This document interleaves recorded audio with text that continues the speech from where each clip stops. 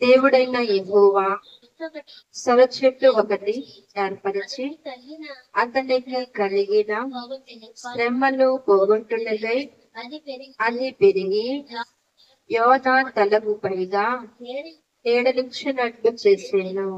ఆ సొర చెట్టును చూచి యోనా బహు సంతోషించెను. చాలండి. ఈ పరిశుద్ధ వాక్కులు తండ్రి మనవినిలో దీవించును గాక.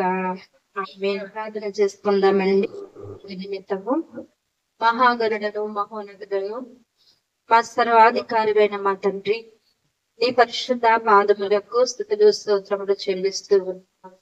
గతించిన సంవత్సరం ఉపవాస దీక్ష దేవా ప్రార్థన నుండి దేవా ఈ సంవత్సరం ఉపవాస దీక్ష కుటుంబం వరకు నీ కృప చొప్పున నీ ప్రణాళిక చొప్పున దేవాని యొక్క నందమూరి యొక్క దేవా బైబిల్ మిషన్ యొక్క సంఘవాసులను యాజకులను మీరు దీవించి ఇటు రీతిగా తండ్రి నాయన ఈ కార్యక్రమమును దేవా ఏర్పాటు చేసి నేను గణపరచడానికే 3 దినములు కూడా నీతో సహవాసం చేయడానికే దేవా నీ బిడ్డల ఉద్దేశమును నెరవేర్పులోనికి తీసుకుని వచ్చి నడిపిస్తూ ఉన్న దేవా నీ కొందరములు స్తుతులు స్తోత్రములు చెల్లిస్తూ ఉన్నా. అవును తండ్రి, ఉపవాస దినము ప్రతిష్ఠించుడి, వ్రత దినములు ఏర్పరచుడి, యెహోవాను బతిమాలుకొనుటకై దేశంలోని పెద్దలను జనులను ఆయన మందిరంలోనికి సమకూర్చుడని దేవా ఏ వేడు భక్తుల ద్వారా తెలియపరిచావు కదా ప్రభు. అటు రీతిగా నా తండ్రి నీ బిడలైన వారిని నీ సన్నిధిలో 3 దినములు కూర్చోబెట్టడానికి నాయన ఈ ఉపవాస దీక్షలు ప్రభు ఏర్పాటు చేయగా తండ్రి, మొదటి దినము ఉదయకాల కూటంలో మేమున్నాము గనక ఇంతవరకు నడిపించిన దేవానికి స్తుతులయ్యా.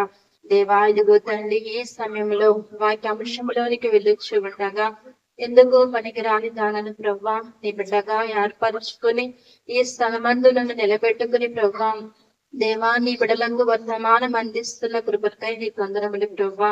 దేవా చదవబడిన వాక్యముని మీరు పరిశుద్ధపరచండి, చదువున నీ కుమార్తెను మీరు దీవించండి, నిలబడిన నన్నులో కూడా నీ సిలువ చాటు మరుగుపరుచుకొని చక్కటి సందేశాన్ని నీ బిడలకు అందించమని, లోకపు మాటలు కాకుండా పరలోకపు మాటలను ప్రభా నీ బిడ్డలకు మీరు అందించి నడిపించమని, మీ తోడు నీ సహాయం మాకు అందించి నడిపించమని యేసుక్రీస్తు నామమున ప్రార్థించి వేడుకొనుచున్నాము తండ్రి.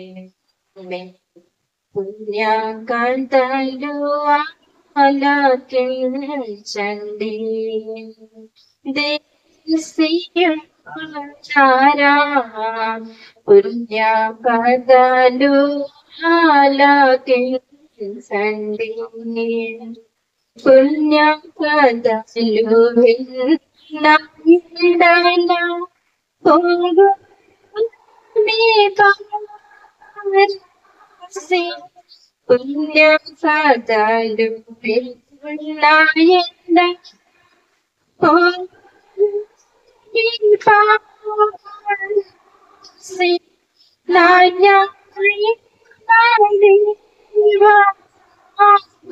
విన్న పుణ్యకర్తలు రక్షించు పుణ్యకర్తలు ఆలకించండి, దేశీయులారా పుణ్యకర్తలు ఆలకించండి, ఆలకించుచున్న వారిని చూచి ఆలకింపకుండా చేయుడు, ఆలకించుచున్న వారిని చూచి ఆలకింపకుండా చేయుడు. లేదు మాటలాలకించి మిగతా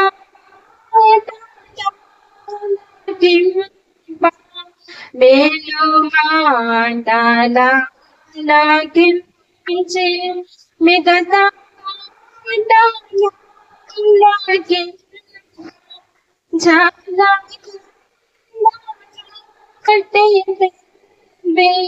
జన్మ దేవుడిచ్చే పుణ్యకథలు పాలాకించండి దేశీయులారా పుణ్యకథలు ఆలకించండి. హల్లెలూయా. మరి చదవబడిన వాక్యము మరొకసారి చదువుకుని వాక్యం జ్ఞానం చేసుకుందామండి. కళా గ్రంథము 4వ అధ్యాయము 6వ వచనం మనం చూసినట్టయితే, దేవుడైన యెహోవా సొర చెట్టునొకటి ఏర్పరిచి అతనికి కలిగిన శ్రమ పోగొట్టుటకై అది పెరిగి యోనా తలకు పైగా నీడలిచ్చినట్లు చేసేను. చాలండి. ఇక్కడ చదవబడిన వాక్యలు మనం చూసినట్లయితే ఎవరో మనకి కనిపిస్తూ ఉన్నారు అన్నట్లయితే యోనా గారు మనకి కనిపిస్తూ ఉన్నారు. మరి యోనా గారు ఇక్కడ ఒక చెట్టు నీడలో ఉన్నారు. ఏ చెట్టు అది? సొర చెట్టు నీడలో ఉన్నారు. కాబట్టి ఈ చెట్టు నీడలోనికి రావటానికి గల కారణం ఏమిటండి? మొట్టమొదట మరి దేవాది దేవుడు నినివే పట్టణానికి వెళ్ళి ఒక సందేశమును తెలియపరచమన్నప్పుడు యోనా గారు ఏమనుకున్నారండి? ఏమన్నారు? నినివే పట్టణానికి వెళ్ళి వారి యొక్క మరి దుస్థితి నాకు బహు భయంకరంగా కనిపిస్తూ ఉంది, కాబట్టి ఆ పట్టణాన్ని నేను నాశనం చేస్తానని తెలియపరచమని దేవాది దేవుడు మరి యోనాకు ప్రత్యక్షమై చెప్పినప్పుడు, వెళ్ళి చెప్పమన్నప్పుడు యోనా గారు ఏం చేస్తారండి? వెళ్లకుండా ఏం చేస్తారండి? తర్షీషు వాడెక్కి ప్రయాణమై వెళ్ళిపోయారు. మనం అదంతా చెప్పుకుంటే అలా గంట 2 గంటల ప్రసంగం అయిపోతే మీకు తెలుసు కాబట్టి క్లుప్తంగా వివరిస్తాను. మరి అలాగున మరి తర్షీషు వాడెక్కి వెళ్ళిపోతూ ఉన్నప్పుడు మరి దేవుడు ఊరుకున్నారా? దేవుని మాట మన మూల సిద్ధాంతం ఏంటండి? ఆయన మీతో చెప్పింది చెయ్యుడి. మనము దైవజనులైనా ఎవరైనా దేవుని వాక్కు మనకు చిన్నపించినప్పుడు మనకు కంపల్సరిగా మనము చేయాలి. కాబట్టి యోనా గారు ఇక్కడ దేవుని గురించి తెలుసు. దేవుడు కీడు చేస్తాడని కాదు, కీడు చేస్తానంటాడు కానీ చెయ్యడు. కాబట్టి నేనంత దూరం వెళ్ళి చెప్పడం ఏమిటి అని చెప్పి, దేవుడు కీడు చేస్తానంటున్నాడు కానీ కీడు చేయడు అని చెప్పి తను ఏం చేస్తాడండి? వాడ ఎక్కి ప్రయాణమై వెళ్ళిపోయాడు. కానీ దేవుడు చెప్పిన మాట మనం ఏం చేయాలండి? శ్రద్ధగా విని మనం చేయడమే మన పని. అది ఒప్పైనా తప్పైనా దేవుడే చూసుకుంటాడు. మనకు చెప్పిన పని మనము చెయ్యాలి. కానీ యోనా గారు అలా చేయకుండా మరి వాడికి వెళ్ళిపోతున్నప్పుడు దేవుడు ఊరుకున్నాడా? నేను చెప్పిన మాట నువ్వు వినలేదు, చెయ్యమన్నది చేయలేదు అని చెప్పి మరి వాడెక్కి వెళ్ళిపోతుందంటే ఆ యొక్క సముద్రం మీద ఏమొచ్చిందండి? పెద్ద గాలి తుఫాను అతలాకుతలం అయిపోయి మరి వాడ మునిగిపోయే పరిస్థితికి వచ్చినప్పుడు వాడు అడుగు భాగంలోకి వెళ్ళిపోయి నిద్రపోతున్నాడంట. అప్పుడు అందులో ఉన్న ప్రజలందరూ కూడా వారు భయాందోళనతో మరి అన్ని దేవుడికి వారు దేవుని మొక్కుకుంటూ వాడును మరి తేలిక చేయాలని అందులో ఉన్నవన్నీ కూడా ఏం చేస్తున్నారండి? బయట పాడేస్తూ వారు ఎంతగా ప్రాణాలు గుప్పెట్లో పెట్టుకుని దేవుని స్తుతించుకుంటూ అడుగు భాగానికి వెళ్ళినప్పటికీ ఎవరున్నారండి? యోనా గారు గాఢ నిద్రలో ఉన్నారు. అప్పుడు యోనా గారిని పిలిచి, పోయి నిద్రపోదా, ఎంత ప్రళయం వచ్చి మునుగుపో సాగుతూ ఉంటుంటే నీవైతే ఇలా నిద్రపోతూ ఉన్నావు, లేచిరా అని చెప్పి బయటికి తీసుకొచ్చిన తర్వాత నీవేంటి, నీ కులం ఏంటి, నీ గ్రామం ఏంటి, నువ్వేంటి, పరిస్థితులు ఎలా ఉన్నావేంటి అని మొత్తం అంతా అడగటము మరి ప్రయత్నించారు. అప్పుడు ఈ ప్రళయం అంతా చూస్తూ ఉన్న యోనా గారికి ఏమొచ్చిందండి? తప్పకుండా దేవుడు దాన్ని పరిశీలన చేస్తున్నాడు, పరీక్షిస్తూ ఉన్నాడు అని చెప్పి అప్పుడు ఉన్నదంతా చెప్పాడంట. ఇలాగే నేను పట్టినాను ప్రభువారు వెళ్ళమన్నారు, నేనైతే తర్షీషు వాడెక్కి ఇలా వచ్చేస్తాను నేను ప్రభువారు మాట మరి ఆ గ్రామానికి తెలియకుండా ఇలా తప్పకుండా వచ్చాను నేను అని చెప్పి యోనా గారు చెప్పినప్పుడు అప్పుడు అంటున్నారు కదా, అక్కడ చూద్దామండి 1వ అధ్యాయము 11వ వచనం మనం చూసినట్లయితే, అప్పుడు వారు సముద్రము పొంగుచున్నది, తుఫాను అధికమవుచున్నది, సముద్రము మా మీదకి రాకుండా నెమ్మలించినట్లు మేము నీకేమి చేయవలని అతని అడగగా, యోనా నన్ను బట్టియే ఈ గొప్ప తుఫాను మీ మీదకి వచ్చినని నాకు తెలిసి అన్నది, నన్ను ఎత్తి సముద్రంలో పడవేయుడి, అప్పుడు సముద్రం మీ మీదకి రాకుండా నెమ్మలించునని అతడి వారితో చెప్పాడు. మరి యోనా గారిని మరి పడవేయమని చెప్పినప్పుడు మరి యోనా గారిని వీరందరూ ఎత్తి ఎక్కడ పడవేశారంట? సముద్రంలో పడవేశారంట అండి. మరి పడవేసిన తర్వాత అది కూడా మరి తన బిడ్డలకి ఏమైనా హాని కలిగితే ప్రభువారు ఊరుకుంటారా? ఊరుకోరండి. కానీ మానవుల యొక్క నిర్లక్ష్యాన్ని దేవుడు పరీక్షించడానికి, పరిశీలన చేయడానికి ఒక్కొక్క మరి మరి చిన్న చిన్న మన పరీక్షలు మనం పెడుతూ ఉంటారు. కాబట్టి ఆ పరీక్షలో మనం ఏం చేయాలండి? దేవుడి మాటని మనం ఎలా నిరార్థకం చేస్తామని మనం తెలుసుకోవడానికి ఆ పరీక్షను మనము పరిశీలన చేసుకోవాలి. కాబట్టి ఇక్కడ యోనాను ఎప్పుడైతే సముద్రంలో వారు పడవేశారో, పడవేసిన తర్వాత సముద్రంలోకి వెళ్తే వాళ్ళు బతుకుతారా? బతకరు. కానీ దేవుడు ఎవరికి ఆజ్ఞ ఇచ్చాడండి? మత్స్యమున కంటే పెద్ద చేపలకు ఆజ్ఞ ఇచ్చాడు. మరి అది పడవేయటంతో చేప వచ్చి వెంటనే మృంగివేస్తుంది. ఎందుకు చెప్తానంటే మీకు ఇక్కడ చదవబడిన వాక్యము దానికి మూలం ఏంటని మీకు ఆ వాక్యాన్ని కొద్దిగా క్లుప్తంగా మీకు వివరిస్తూ ఉన్నాను.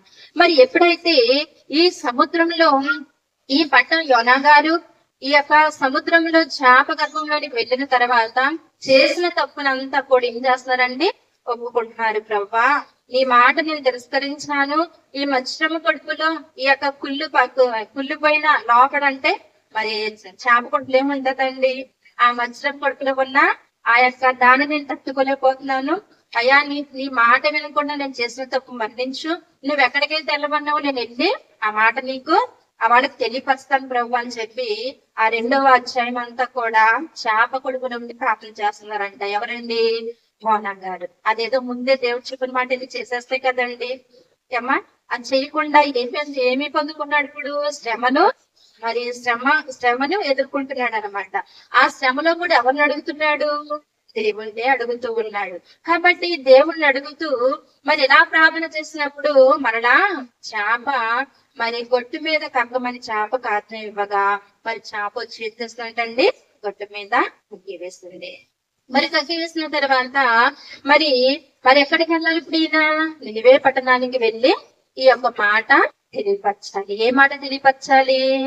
నినివే పట్టణపు వారంతా కూడా తిని తాగి ముద్దలైపోయారు. దేవునికి ఎలా ఉన్నారంట? దూరంగా ఉన్నారంట.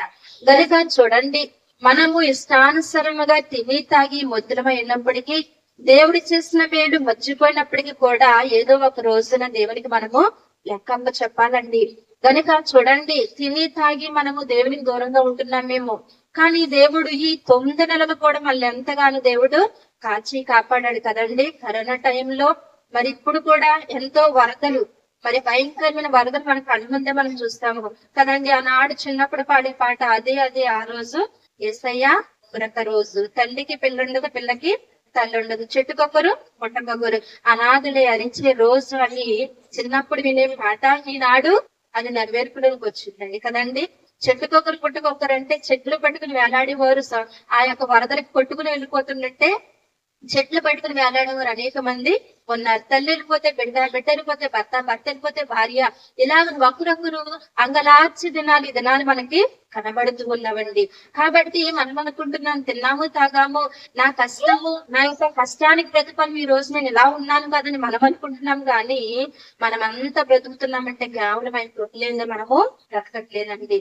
సొంత భక్తితో సొంత శక్తితో ప్రభుని చేరలేరు, కొలవలేరు అన్నారన్న తల్లి దైవచనుడు. కాబట్టి మనం అనుకుంటూ ఉంటాం మన సొంత ఆలోచన, మన సొంత ప్రార్థన, సొంత భక్తిని మనం అనుకుంటాం. కానీ దేవుని కృపలేనిది ఏది కూడా మనకి లేదే లేదండి. కాబట్టి చూడండి, మరి అటువంటి వరద బాధితుల కన్నా మనము వారికన్నా శ్రేష్టమైన వాళ్ళమే కదండి. వారితో పాటు సమానమే, కానీ శ్రేష్టమైన జీవితాన్ని దేవుడు మనకి ఇచ్చాడు. కాబట్టి చూడండి, కరోనా సమయంలో ఎంతో మంది ధనికులు చనిపోయారండి. ఎంత డబ్బున్న వారి ప్రాణాన్ని వారు కాపాడుకోలేకపోయారండి. మనకి ఏదైనా వస్తే చూపించుకోవడానికి 1 లక్ష రూపాయలు మనం చేత పట్టుకుని వెళ్ళగలమండి. మనం ఏమీ లేని వారు అండి. కానీ మనకి ఇంటి చేతులెత్తి ప్రార్థన చేస్తే అంతా మనది. దేవునికి స్తోత్రం, హల్లెలూయా. మరి చూడండి, మనం ఏమీ లేని వారమే, బైబిల్ ఇచ్చిన వారు ఏమీ లేని వారే. కానీ మన తండ్రి మనకి నేర్పించేది ఏంటండి? మోకాళ్ళ ప్రార్థన, కన్నీటి ప్రార్థన, 2 చేతులు పైకెత్తి ఆయన అడిగితే మన పరలోకపు తండ్రి ధనవంతుడండి. ఆయనే మనకు ధననిధులు కురిపిస్తాడండి. ఆ వాళ్ళు వీరు ఆ సంఘం వారు ఈ సంఘం ఎవరిని దూషించట్లేదు, కానీ వారికి పైనుండి వస్తుంది. కానీ మనకి ఎక్కడి నుండి వస్తుంది? వారికి ఇద్దరు వారి సహాయం ఉంటది. కానీ మనకు పరలోకం అంటే దేవుడు స్వయంగా మనకి అడిగితే తప్పకుండా దేవుడు మనకి ఇస్తాడండి.